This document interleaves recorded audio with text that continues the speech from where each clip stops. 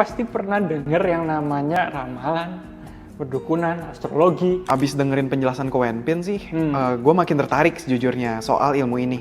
Nah tapi kok bisa dapet ilmu ini ya? Jujur gue belum pernah denger sebelumnya. Jadi gini, dulu itu aku kan hidup di Indonesia. Kalian pasti pernah denger yang namanya ramalan, perdukunan, astrologi.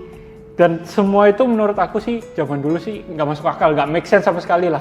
Aku ini logis dan skeptis anaknya. Apa sih, kok orang bisa tahu masa depan, orang bisa bikin prediksi dan lain-lain. Itu mungkin cuman suatu seni kayak sulap gitulah. Menurutku dulu begitu. Akhirnya aku kuliah di Tiongkok. Jadi aku dapat beasiswa, scholarship, kuliah di sana. Sama sekali aku tidak pernah pengen mendekatkan diri ke dunia seperti ini. Sampai satu ketika aku pergi ke satu daerah nih. Jadi di atas gunung gitu ada kuil. Ya karena untuk berdoa dan lain-lain, aku ke sana ketemu sama orang yang sedang duduk di lantai. Terus habis itu ada kain kuning besar. Dia duduk dan sedang ngobrol sama orang lain.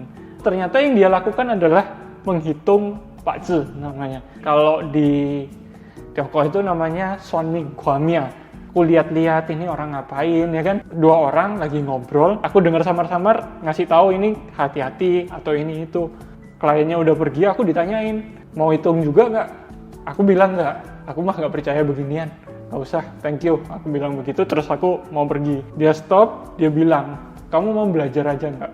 Aku lihat kamu ini anaknya logis, dan ini ilmu logis. Kalau kamu mau belajar, berkenan belajar, ya kamu tinggal beberapa hari di sini, mau baca ini buku dulu. Dia kasih buku segini tebelnya, buku udah usang, ya kan?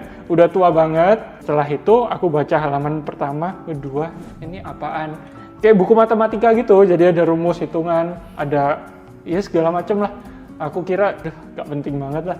Pas aku mau taruh, tapi dasar aku anaknya kepo ya kan. Aku baca, gak belajar sih, aku baca aja. Loh, ini ngitungnya ini dari sini, ini dari sini, ini dari sini. Oh ternyata gitu. Aku lihat sisa bukunya itu ternyata kayak buku cerita. Ada rangkuman nih, kisah A, kisah B, kisah C. Perlahan-lahan beliau sufuku kan bilang sama aku, ini cuman cara penghitungan rasi bintang. Gimana caranya seseorang dengan tanggal lahir tertentu bisa cocok dengan kehidupan orang di masa lalu. Ternyata balik ke Indo, terus habis itu ada orang iseng-iseng tanya, aku hitung-hitungin, dan ternyata itu membantu kehidupan mereka meskipun nggak besar.